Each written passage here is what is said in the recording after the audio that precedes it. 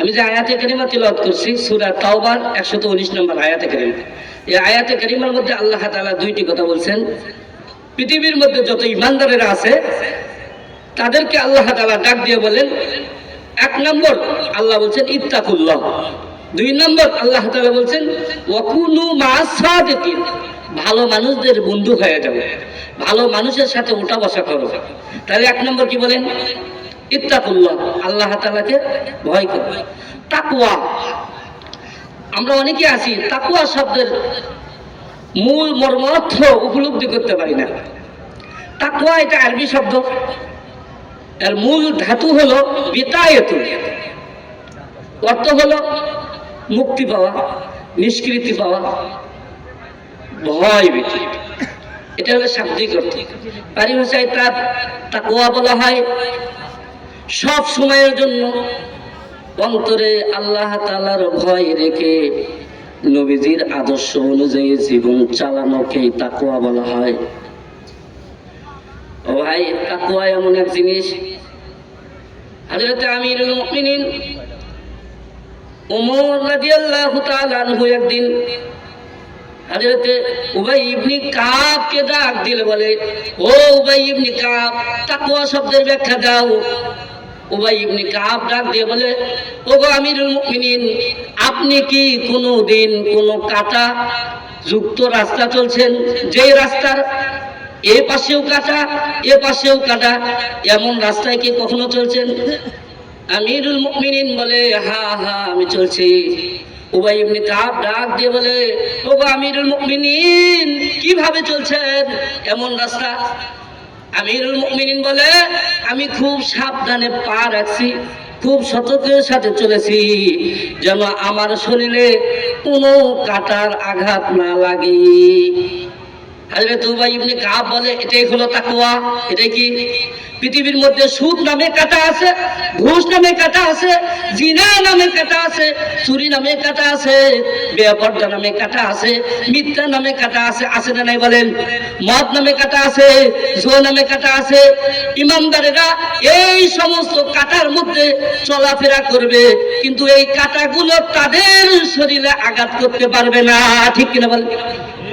এটা এমন একজন মানুষ ওমর রাদিয়াল্লাহু তাআলা আনহু, যেই মানুষের ব্যাপারে স্বয়ং আল্লাহর নবী বলছেন, ক্বালান নাবিয়্যু সাল্লাল্লাহু আলাইহি ওয়াসাল্লাম, ক্বালান নাবিয়্যু সাল্লাল্লাহু আলাইহি ওয়াসাল্লাম, লাউ কানা বাদি নাবিয়ান লাকানা ওমর, আমার পরে যদি কেউ নবী হতো তাহলে নবী হতেন ওমর। কে বলেন? জোরে বলেন।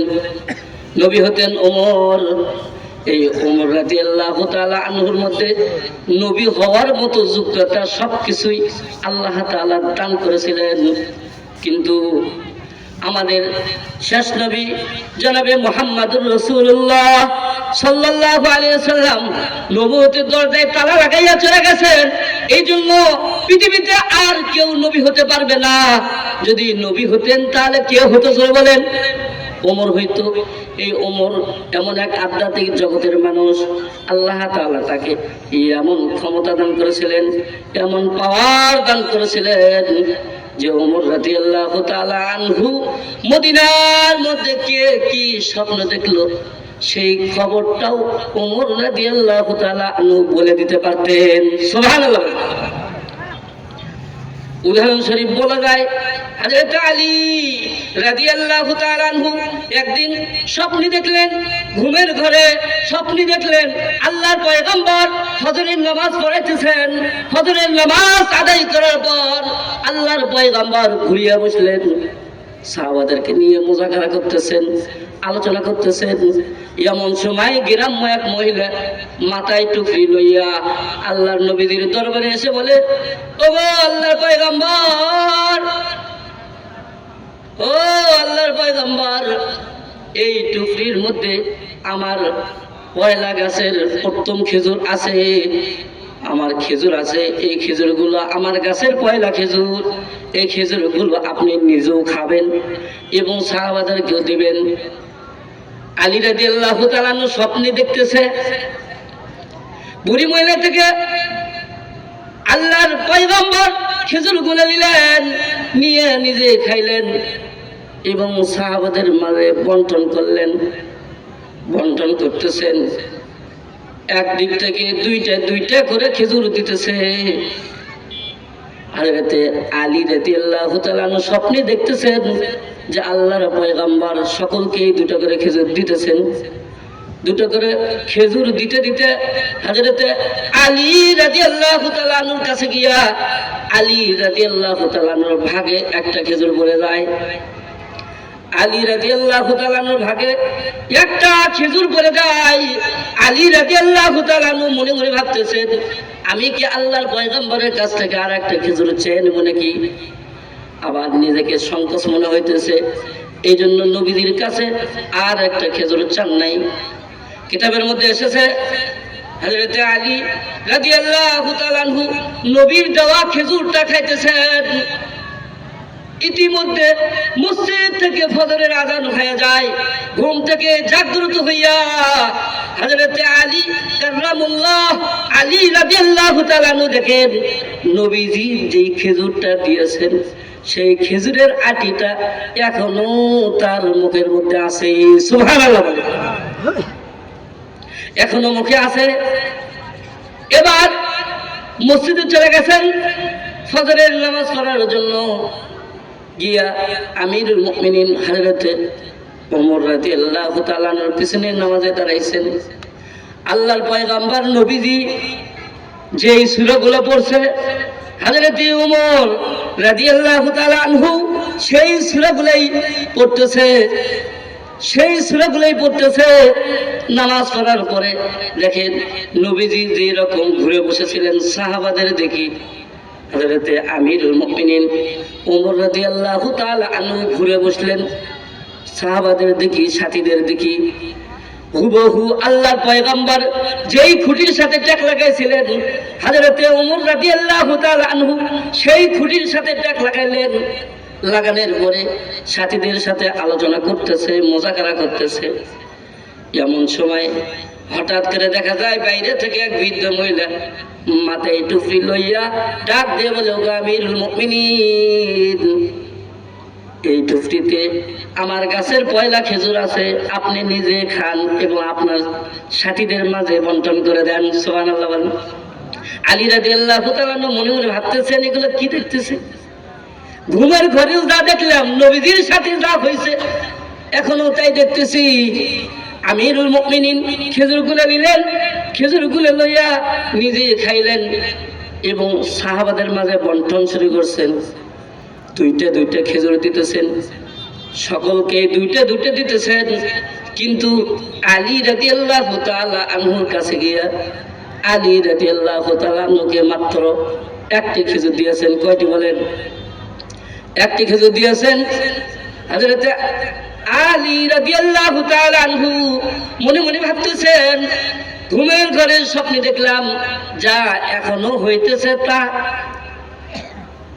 তখন নাই নবীজিকে নিজের থেকে বলতে পারি নাই, কিন্তু ওমর তো আমার সাথী, আমার বন্ধু, তাকে তো বলা যায়, কোনো সমস্যা নাই।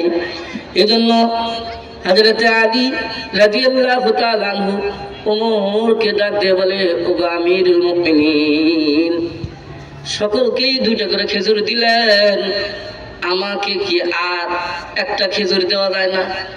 বড় মজার ব্যাপার, একটু খেয়াল করেন, বড় মজার ব্যাপার। সুবহানাল্লাহ বলার জন্য রেডি থাকেন। দেখেন উত্তরটা কি, কত চমৎকার উত্তর। আলী রাদিয়াল্লাহু তাআলা যখন বললেন, ওগো আমিরুল মুমিনিন, সকলকেই দুইটা করে খেজুর দিলেন, আমাকে একটা দিলেন, আমাকে কি আর একটা খেজুর দেওয়া যায় না? হযরতে ওমর ডাক দিয়ে বলে, আলী, ও আলী, গত রাত্রিরে দেখলাম আল্লাহর পয়গম্বর সকলকে দুটো করে খেজুর দিল, কিন্তু তোমাকে একটা খেজুর দিয়েছে। আল্লাহর পয়গম্বর একটা খেজুর দিয়েছে, সেজন্য আমিও একটা দিলাম। আল্লাহর পয়গম্বর যদি তোমাকে দুটা খেজুর দিত, তাহলে আমি ওমরও আজকে তোমাকে দুইটি খেজুর দিতাম। সুবহানাল্লাহ বলেন। ওমর রাদিয়াল্লাহু তাআলা আনহু যখন এমন কথা বলছে, আলী রাদিয়াল্লাহু তাআলা আনহু ডাক দিয়ে বলে, ও আমিরুল মুমিনিন, স্বপ্নের ঘরে আমি যা দেখেছি, আল্লাহর পয়গম্বর আমাকে একটা খেজুর দিয়েছে। এই স্বপ্নের কথা তো এখনো আমি কারোর কাছে বলি নাই। তাহলে আপনি কিভাবে জানলেন? আপনি কিভাবে বুঝতে পারলেন আল্লাহর নবী যে আমাকে একটা খেজুর দিয়েছে? ওমর রাদিয়াল্লাহু তাআলা আনহু বলেন, ও আলী, তুমি যেভাবে জানছো আমিও সেইভাবে জানছি। সুবহানাল্লাহ বলেন। ওমর রাদিয়াল্লাহু তাআলা আনহু এমন এক আধ্যাত্মিক জগতের মানুষ, আল্লাহ তাআলা এমন পাওয়ার দান করেছিলেন। জুম্মার দিনে মেম্বারে উঠে খুতবা দিতেছেন, হঠাৎ করে চিৎকার দিয়ে বলে, ইয়া সারিয়া আল জাবাল, আল জাবাল। শত শত মাইল দূরে সাহাবারা যুদ্ধ করতেছে, আর ওমর রাদিয়াল্লাহু তাআলা আনহু মসজিদের মেম্বার থেকে আওয়াজ দিতেছে, ইয়া সারিয়া আল জাবাল, আল জাবাল। পাহাড়ের দিকে দেখো, পাহাড়ের দিকে তাকাও, পাহাড়ের পিছনে শত্রুরা আক্রমণ করার জন্য প্রস্তুতি নিতেছে। এবার যুদ্ধ শেষে যখন মদিনাতে সাহাবারা ফিরে যাচ্ছেন, সারিয়াকে ডাক দিয়ে বলে, সারিয়া, গতকাল খলিফাতুল মুসলিমিন জুম্মার নামাজের সময় যে তোমাকে ডেকে ডেকে বললো, ইয়া সারিয়া আল জাবাল, আল জাবাল, তুমি কি সেই আওয়াজটা শুনতে পেয়েছো? হযরতে সারিয়া বলে, খোদার কসম, খোদার কসম, সেই সময় যদি আমিরুল মুমিনিন আওয়াজ না দিত, তাহলে পাহাড়ের পেছন থেকে শত্রুরা এসে সকল সাহাবাদেরকে শহীদ করে দিত। সুবহানাল্লাহ বলেন। এটা হল আল্লাহ তাআলা ওমরের মধ্যে এমন শক্তি দান করছিলেন। সেই ওমর বলতেছে যে তাকওয়ার ব্যাখ্যা দাও। তাকওয়া কি? শুধু তাকওয়া নিয়ে অল্প কিছু কথা বললাম, এখন আজানের সময় আছে, আর কথা বলা যাবে না। আল্লাহ যদি চায় কখনো তখন বলা হবে ইনশাআল্লাহ। আমি হলো, আমার পরিচয় হলো